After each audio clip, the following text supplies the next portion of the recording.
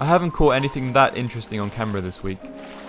So instead, I thought I'd make a video on my views on how to fish the Swan River. In particular, I'll be talking about land-based light tackle fishing, but these tips will apply to all forms of fishing really. As well as the readily available information you're likely to find online, I thought I'd include some unique forms of fishing that I've picked up over the years. I think the best way to structure the video is by sections of the river, and I'll start downstream. On top of the usual flats fishing around East and North Fremantle for flathead, my fishing in this section of the river is dominated by fishing around structure. The area between the river mouth and Blackwall Reach is dotted with pylons, jetties and yacht clubs. Perhaps the hardest fighting fish you're likely to encounter in this section of the river is the samson fish. Small sambos provide a great challenge on light tackle, and you can scale up your gear according to the size of samson fish you're targeting. For those really up for a challenge, the Swan River has a pretty healthy population of large adult samson fish as well. That's probably low 40s. Similar structure, particularly when accompanied with a good amount of tidal flow, can hold silver trevally or skippy. I usually target both species with soft plastics or micro jigs, both around 2 to 3 inches. In general, skippy tend to be around in greater numbers in winter, and in summer they're often replaced by tarwine, which you can effectively target in the same way. Once the river widens around Mosman Park, another species comes into play, the black bream. Generally, the bream in the middle section of the river will hold tight to structure, so skip casting is a very good skill to master if you want to target them.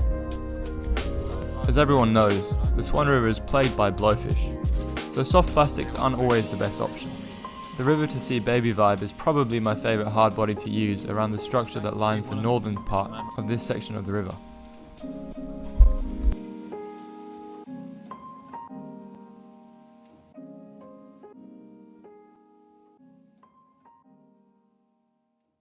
This middle section is probably my favourite for targeting flathead. Although most people, myself included, usually target them on the flats. I think if you're only after catching the most fish possible, your best bet would be to take out your medium setup, tie on a 3.5 to 4 inch plastic on a 1/6 jig head, and target the drop-offs on one or preferably all of the jetties around this area. This section of the river is also great for tailor, and has accounted for some of the biggest herring I've ever caught. But this one was probably the biggest I've seen. That's a 34 centimeter herring. That's huge. It also surprisingly regularly produces bycatch of large yellowfin whiting. The upper section of the river is predominantly a bream fishery, but also produces good numbers of tailor and flathead. It's also the part of the river where mulloway are most commonly caught as bycatch. Although I still like to target structure when fishing upriver, the bream in this section are more likely than their downstream counterparts to be caught on flats and drop-offs. That being said, the most popular and sometimes most productive spots in the upper Swan River are bridges.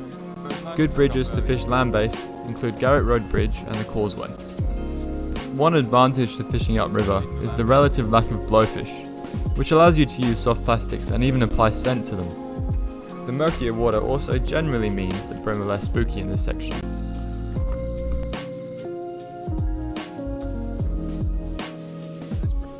All in all, I think the Swan River is a pretty underrated fishery. You can fish it for years and still be surprised at what it throws up at you.